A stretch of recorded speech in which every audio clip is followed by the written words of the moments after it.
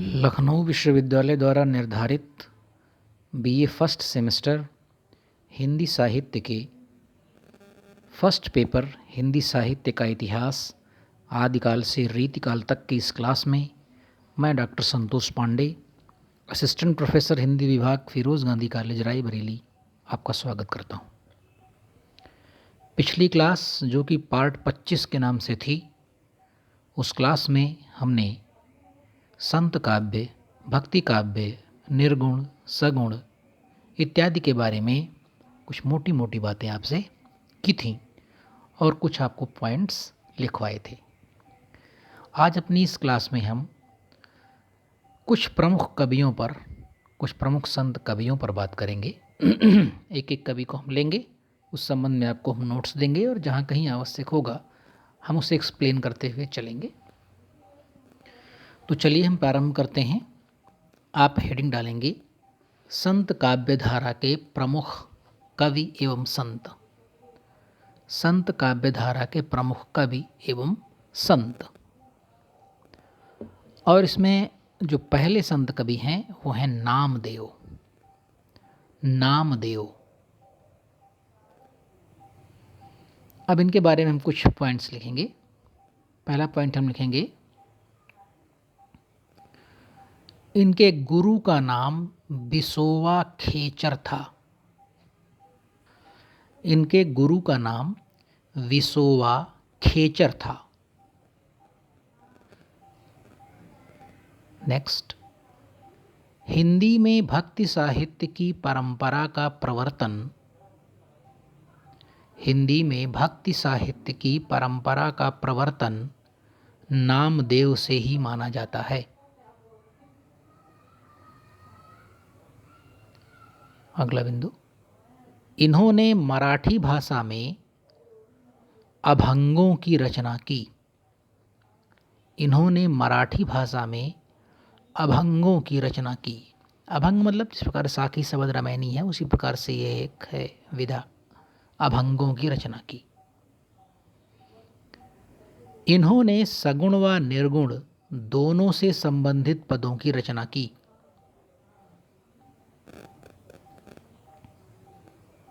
इन्होंने सगुण व निर्गुण दोनों से संबंधित पदों की रचना की।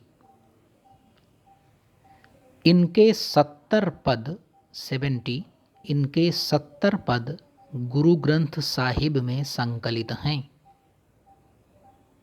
इनके 70 पद गुरु ग्रंथ साहिब में संकलित हैं। अगला बिंदु, इन्हें विठोवा भक्त भी कहा जाता है। विठोवा भक्त। इनके द्वारा रचित सगुण पद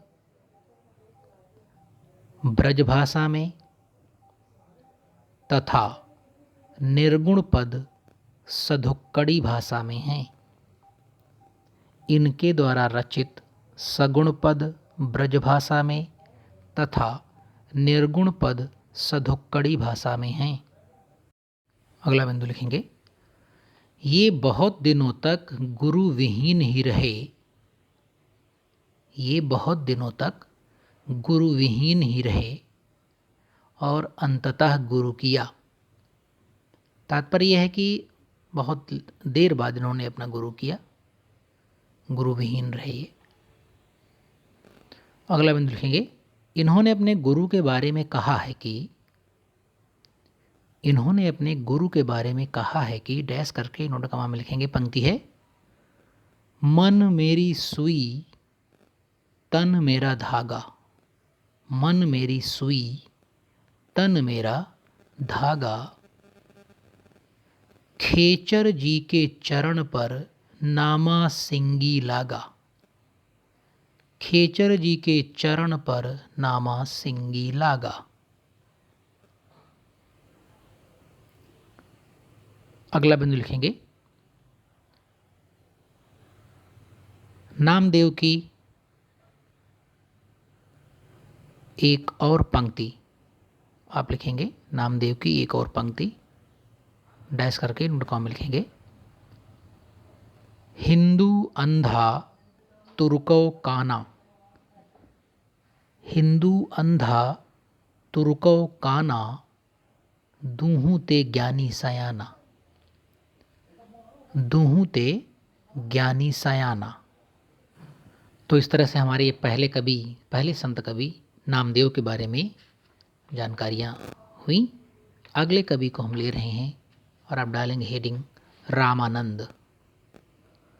रामानंद ब्रैकेट में लिखेंगे 1368 ईस्वी से 1468 ईस्वी, लगभग 1368 से 1468 ईस्वी, लगभग से तात्पर्य है कि एग्जैक्ट ये डेट मालूम नहीं है, इसलिए चलिए इसके संबंध में, रामानंद जी के संबंध में कुछ बिंदु लिखते हैं। पहला बिंदु लिखेंगे, नाभादासकृत भक्तमाल में रामानंद का उल्लेख मिलता है। नाभादासकृत भक्तमाल में रामानंद का उल्लेख मिलता है। नेक्स्ट, रामानंद जी रामानुजाचार्य की शिष्य परंपरा में चतुर्थ शिष्य हैं।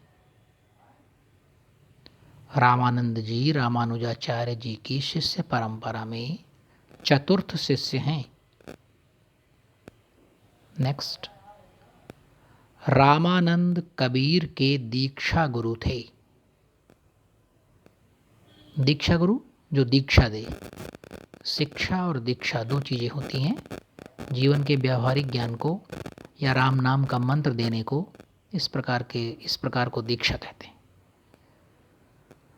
नेक्स्ट, रामानंद काशी के पंचगंगा घाट पर निवास करते थे। रामानंद काशी के पंचगंगा घाट पर निवास करते थे। अगला बिंदु लिखेंगे, इन्होंने वैरागी नामक दल का गठन भी किया था। वैरागी, इन्होंने वैरागी नामक दल का गठन भी किया था।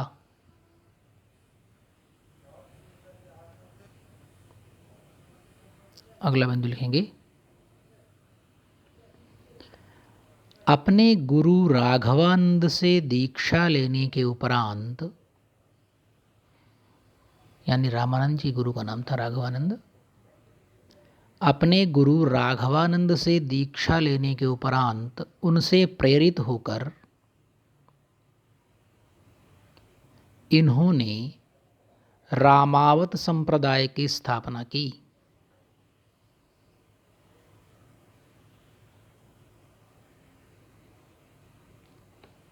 रामावत संप्रदाय की स्थापना की।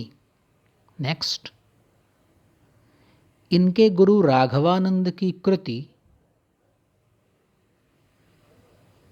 इनके गुरु राघवानंद की कृति सिद्धांत पंचमात्रा, ये राघवानंद की कृति का नाम है, सिद्धांत पंचमात्रा के आधार पर यह कहा जा सकता है कि, के आधार पर यह कहा जा सकता है कि रामानंद की साधना पद्धति में नाम स्मरण का महत्व सर्वाधिक है। रामानंद की साधना पद्धति में नाम स्मरण का महत्व सर्वाधिक है। नाम स्मरण मतलब क्या? अपने आराध्य के नाम को स्मरण करना। आप भी जिस आराध्य को मानते हो उसका लगातार नामस्मरण करना, ये सर्वश्रेष्ठ पूजा अर्चना मानी जाती है। नेक्स्ट, नाभादास के मतानुसार, नाभादास के मतानुसार रामानंद जी दशधा भक्ति के आगार थे। दशधा भक्ति के, दशधा भक्ति के आगार, आगार का मतलब क्या होता है? आगार का मतलब भंडार कह लीजिए आप, भरा पड़ा था। रामानंद जी दशधा भक्ति के आगार थे। अब यहाँ पर एक शब्द आ रहा है दशधा भक्ति, तो जरा समझते हैं दशधा भक्ति क्या होती है। देखिए, आपने नाम सुना होगा नवधा भक्ति का। प्राचीन हिंदू शास्त्रों में भक्ति 9 प्रकार की बताई गई है, जिसे नवधा भक्ति कहते हैं। इस नवधा भक्ति के संबंध में एक श्लोक बड़ा चर्चित है कि श्रवणम कीर्तनम विष्णोः स्मरणम पाद सेवनम। श्रवणम कीर्तनम विष्णोः स्मरणम पाद सेवनम अर्चनम वंदनम दास्यम सख्यमात्मनिवेदनम। इसमें 9 गुण हैं भक्ति के, 9 प्रकार हैं भक्ति के। कौन कौन से हैं? सबसे पहली है श्रवणम, यानी श्रवण। श्रवण का मतलब क्या? सुनना। क्या सुनना? ईश्वर की लीला सुनना, ईश्वर से संबंधित कथाएं सुनना, उनके महत्व को समझना, है ना, श्रद्धा रखना, ये सब श्रवण के अंतर्गत आएगी। फिर है कीर्तन। कीर्तन से तात्पर्य है ईश्वर के नाम का जाप करना, ईश्वर के गुणों को स्मरण करना, है ना। ईश्वर ने जो कुछ तमाम लीलाएं करी होंगी उन्हें स्मरण करना, लोगों के बीच में उन्हें बताना, इस तरह से इसे हम कीर्तन कहते हैं। कीर्तन जैसे होती है गीत संगीत के भी साथ इसे लोग करते हैं, भगवान कृष्ण का कीर्तन करते हैं, राम का कीर्तन करते हैं, तो वैसा कीर्तन। स्मरण मतलब क्या है? अपने आराध्य को स्मरण करना, ठीक, उसकी पावर को, उसकी शक्ति को, उसके ऐश्वर्य को, है, उसकी कृपा को स्मरण करना। पाद सेवनम। पाद मतलब होता है पैर, चरण। तो अपने आराध्य के चरणों को वंदन करना, सेवन करना, अपना सर्वस्व अर्पित करना उन चरणों में, और उन चरणों में पूरी भक्ति के साथ पड़े रहना। फिर आता है अर्चन। अर्चन मतलब क्या? मन वाणी कर्म, मन वचन कर्म, तन मन धन, प्रत्येक प्रकार से ईश्वर की आराधना करना, ईश्वर की पूजा अर्चना करना। फिर है बंधन। बंधन का मतलब क्या हुआ कि वंदना करना, सेवा करना, पूजा करना, अपने आराध्य की वंदना करना, सेवा करना, पूजा करना। अपने अपने से श्रेष्ठ आपको कोई भी है, आपका गुरु है, माता पिता हैं, वृद्ध हैं, इन सबको प्रणाम करना, इन सबको वंदना करना, ये सब भी ईश्वर की भक्ति के अंतर्गत आता है। फिर है दास्य। दास्य का मतलब क्या होता है? अपने आप को दास समझना। हाँ, जैसा कबीर समझते हैं, कबीर कुत्ता राम का मोतिया मेरा नाव। कबीर दास जी कहते हैं ना, कबीर कुत्ता राम का मोतिया मेरा नाव। कबीर तो बहुत परम दास है। जिस प्रकार से लोग कुत्ते पाल लेते हैं, स्वामी भक्त होता है कुत्ता, तो मैं तो उस प्रकार से हूँ, और मोतिया मेरा नाम है। तो अपने आप को दास समझना, ईश्वर को अपना आराध्य समझना, अपना स्वामी समझना। सख्य। सख्य से तात्पर्य है ईश्वर को अपना मित्र समझना। जिस प्रकार से मित्र से कोई छल कपट नहीं होता है, उसी प्रकार ईश्वर को अपना मित्र समझना। आत्मनिवेदन।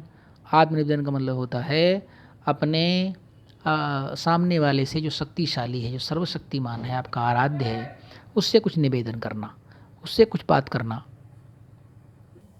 ईश्वर के समक्ष, अपने आराध्य के समक्ष अपने आप को तुच्छ समझना, नथिंग समझना कि मैं तो कुछ नहीं हूँ, जो कुछ है सब आप ही हैं। ये सारी शक्ति, मैं चल रहा हूँ, फिर रहा हूँ, खा रहा हूँ, पी रहा हूँ, उठ रहा हूँ, बैठ रहा हूँ, जो कुछ भी मैं कर रहा हूँ, मैं स्वयं नहीं कर रहा हूँ, ये आप मुझसे करवा रहे हैं, ये आपकी कृपा है। इस प्रकार को बोलते हैं आत्मनिवेदन। तो ये 9 भक्ति हुई। दशरथा भक्ति में क्या किया गया कि एक भक्ति इसमें और जोड़ दी गई, और वो है प्रेम लक्षणा भक्ति, यानी ईश्वर से आप प्रेम करें, प्रेम प्रेम के रूप में आप ईश्वर का नाम जपें और स्मरण करें, तो इसे हम कहते हैं दशधा भक्ति। तो नाभादास के मतानुसार रामानंद जी क्या थे? दशधा भक्ति के भंडार थे। चलिए अगला बिंदु लिखेंगे। हाँ, रामानंद जी की प्रमुख कृतियाँ। रामानंद की प्रमुख कृतियाँ: राम रक्षा स्तोत्र, राम रक्षा स्तोत्र, ज्ञान लीला, ज्ञान तिलक, योग चिंतामणि और श्री रामार्चन पद्धति। इसमें 2 कृतियाँ बहुत पूछी जाती हैं, राम रक्षा स्तोत्र और श्री रामार्चन पद्धति। लेकिन आप सब याद करेंगे, राम रक्षा स्तोत्र, ज्ञान लीला, ज्ञान तिलक, योग चिंतामणि और श्री रामार्चन पद्धति। नेक्स्ट लिखेंगे, डॉक्टर पीताम्बर दत्त बड़थवाल ने इनकी रचनाओं का संकलन रामानंद की रचनाएं नाम से किया है। किस नाम से? रामानंद की रचनाएं। किसने किया है? डॉक्टर पीताम्बर दत्त बड़थवाल ने। ठीक, चलिए अंतिम बिंदु लिखते हैं, रामानंद के शिष्यों के नाम। रामानंद के शिष्यों के नाम, तो इनके नाम लिखेंगे हम। रैदास, रामानंद के शिष्यों के नाम, रैदास, कबीर, धन्ना, पीपा, सेन, सुरसुरानंद, नरहरयानंद, सुखानंद, अनंतानंद, भावानंद, पद्मावती तथा सुरसुरी। ये इनके 12 शिष्य थे रामानंद जी के। Number 1 Raidas, number 2 Kabir, number 3 Dhanna, number 4 Pipa, number 5 Sen, number 6 Sursuranand, number 7 Naraharyanand, number 8 Sukhanand, number 9 Anantanand, number 10 Bhavanand, number 11 Padmavati और नंबर 12 सुरसुरी। ये 12 शिष्य थे रामानंद जी के। ठीक, चलिए अगला बिंदु लिखते हैं, दक्षिण भारत के भक्ति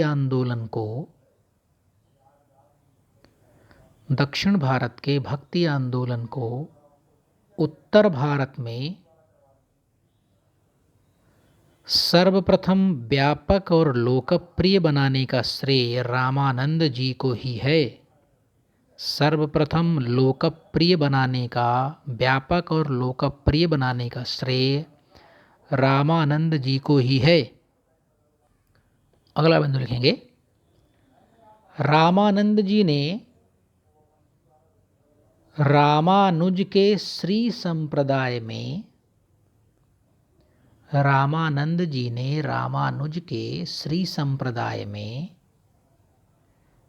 लक्ष्मी नारायण की जगह सीताराम की उपासना का विधान किया। श्री संप्रदाय में लक्ष्मी नारायण की जगह सीताराम की उपासना का विधान किया। कहने का तात्पर्य यह है कि जो श्री संप्रदाय है रामानुजाचार्य का, उसमें लक्ष्मी नारायण की पूजा होती थी। इन्होंने, रामानंद जी ने एक परिवर्तन किया, उसमें लक्ष्मी नारायण की जगह किसकी पूजा प्रारंभ की? सीता राम की उपासना का विधान किया। अब हम अगले कवि पर आएंगे और संत कवियों के शिरोमणि कबीरदास। आप डालेंगे हेडिंग कबीरदास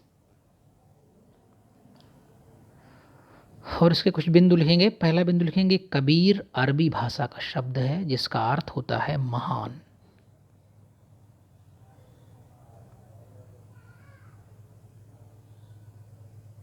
कबीर अरबी भाषा का शब्द है जिसका अर्थ होता है महान। नेक्स्ट पॉइंट लिखेंगे, दबिस्तान के लेखक मोहसिन फानी और चेतन दास कृत प्रसंग परिजात। दबिस्तान के लेखक मोहसिन फानी और चेतन दास कृत प्रसंग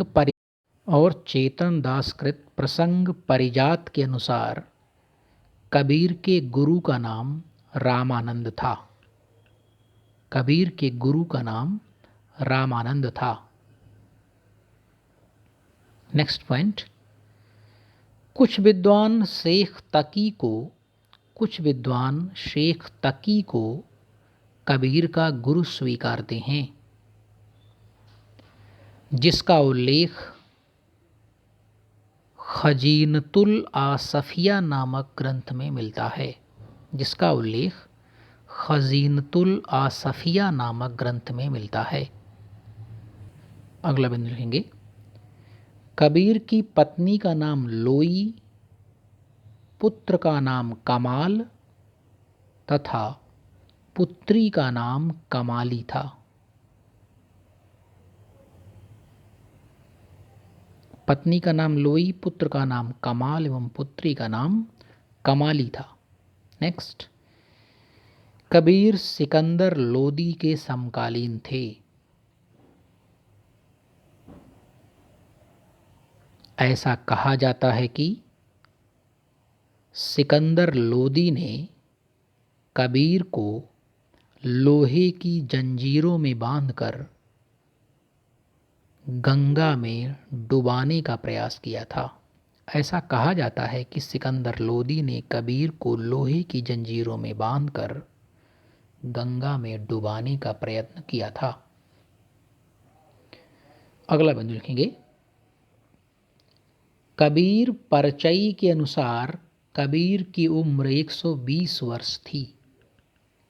कबीर परचई के अनुसार कबीर की उम्र 120 वर्ष थी।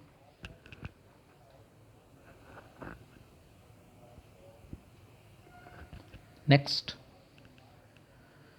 कबीर की जन्म तिथि के संबंध में विभिन्न मत। कबीर की जन्म तिथि के संबंध में विभिन्न मत। देखिए, कबीरदास जी के जन्म की तिथि जो है वो बहुत विवादास्पद है। अलग अलग विद्वानों की अलग अलग राय है, अलग अलग तिथियां हैं। तो हम क्या कर रहे हैं, यहाँ पर सभी तिथियों के बारे में बात कर ले रहे हैं। एग्जाम में कोई भी तिथि आएगी किसी भी विद्वान के अनुसार तो उसे आप आसानी से लिख सकेंगे। ठीक है, तो आप हेडिंग डालेंगे, कबीर की जन्मतिथि के संबंध में विभिन्न मत। और पहला मत है बील के मतानुसार। बील के मतानुसार जन्म डैश करके लिखेंगे, जन्म 1490 ईस्वी, 1490 ईस्वी। दूसरा लिखेंगे फरकुहर के मतानुसार 1400 ईस्वी से 1518 ईस्वी, यानी जन्म 1400 ईस्वी में और मृत्यु 1518 ईस्वी में, निधन 1518 ईस्वी में। 1400 ईस्वी से 1518 ईस्वी तक।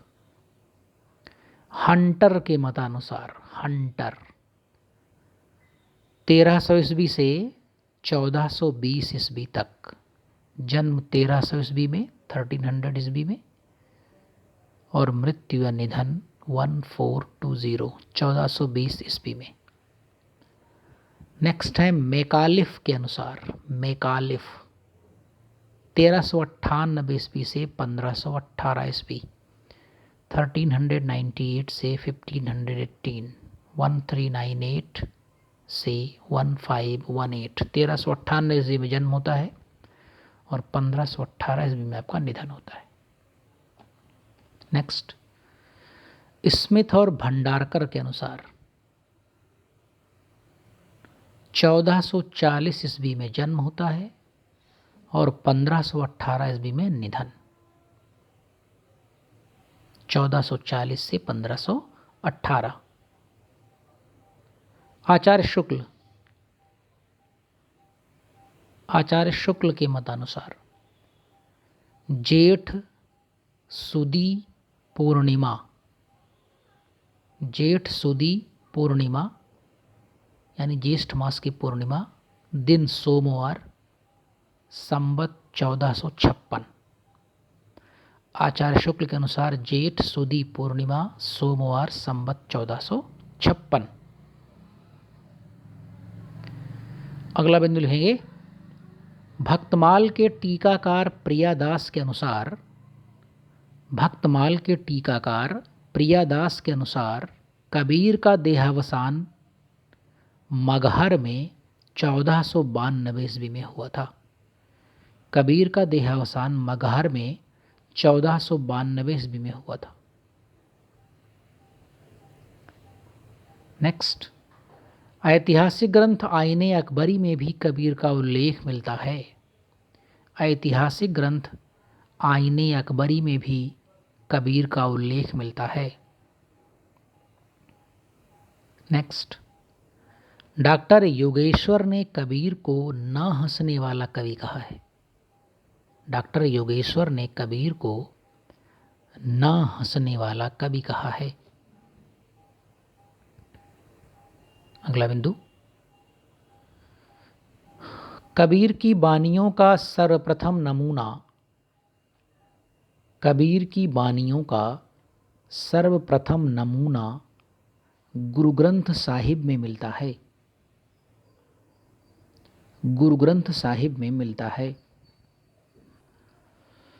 इन्हें एकत्र करने का प्रयास सिखों के 5वें गुरु अर्जुन देव ने किया था। किसने? अर्जुन देव ने। ये 5वें नंबर के गुरु थे सिखों के। सिखों के 5वें गुरु अर्जुन देव ने किया था। नेक्स्ट, कबीर के शिष्य धर्मदास ने कबीर की बानियों का संग्रह 1464 ईस्वी में बीजक नाम से किया।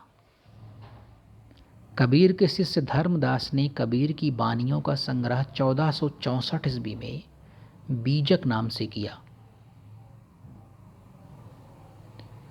सबसे प्राचीन बीजक धनौती नामक मठ में मिला है। धनौती नामक मठ में मिला है। आचार्य शुक्ल के अनुसार कबीर वचनावली की सबसे प्राचीन प्रति संवत 1561 की है। आचार्य शुक्ल के अनुसार कबीर वचनावली की सबसे प्राचीन प्रति 1561 की है।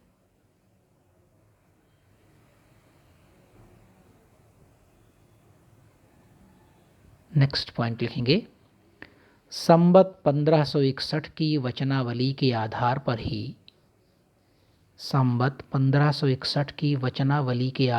ही डॉक्टर श्याम सुंदर दास ने सन 1985 ईस्वी में 1985 ईस्वी में काशी नागरी प्रचारणी सभा से कबीर ग्रंथावली के नाम से संपादन करके प्रकाशित करवाया। कबीर ग्रंथावली के नाम से संपादन करके प्रकाशित करवाया। इस ग्रंथ में साखियों को 59 भागों में बांटा गया है। 59 भागों में बांटा गया है। तो श्याम सुंदर दास जी ने क्या किया? कबीर ग्रंथावली के नाम से प्रकाशित की एक पुस्तक, संपादित पुस्तक थी ये। श्याम सुंदर दास जी की किस आधार पर किया? कबीर वचनावली की जो 1561 की प्रति थी उस आधार पर किया। कब किया? 1985 में किया। कहाँ से प्रकाशित हुआ? काशी नागरी प्रचारणी सभा से। ठीक, चलिए नेक्स्ट पॉइंट लिखते हैं। बीजक में साखी, सबद, रामायणी के अतिरिक्त, बीजक में साखी, सबद, रामायणी हम लोग प्राय ही जानते हैं कि साखी और सबद रामायणी, लेकिन इसके अतिरिक्त कहरा, विप्रमतीसी, हिंडोला, बसंत, चांचर, चौतीसा भी संकलित हैं। चांचर, चौतीसा भी संकलित हैं, किंतु इनमें सर्वाधिक महत्व साखियों को ही दिया जाता है। इनमें सर्वाधिक महत्व साखियों को ही दिया जाता है। आज की क्लास का ये हमारा अंतिम बिंदु था। ये क्लास यहीं पर आज समाप्त होती है। अगली क्लास में बहुत जल्द आपसे मुलाकात होगी। हमारे साथ बने रहने के लिए आपका धन्यवाद। नमस्कार।